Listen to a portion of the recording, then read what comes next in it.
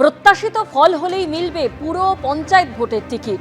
ভোটের 8 দিন আগে ভার্চুয়াল বৈঠকে পদাধিকারীদের ফর্মুলা অভিষেক বন্দ্যোপাধ্যায়।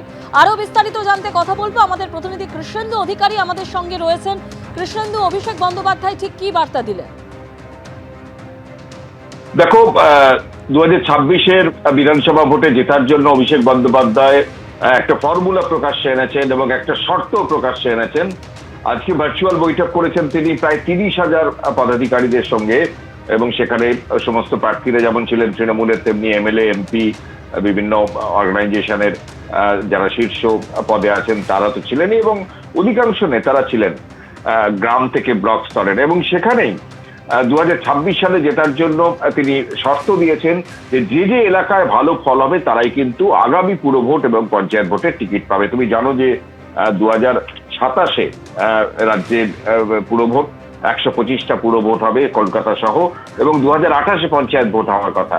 এবং সেখানে স্পষ্ট আজকে অভিষেক বন্দ্যোপাধ্যায় জানিয়েছেন যে এই ভোটে কেমন রেজাল্ট করছে সেই সংশ্লিষ্ট জায়গার ব্যক্তিরা বা নেতারা, তার উপরই ভবিষ্যৎ নির্ভর করবে। এবং এটাও তিনি বলেন যে আগামী 15 দিন ওপর তাদের রাজনৈতিক ভবিষ্যৎ নির্ভর করছে।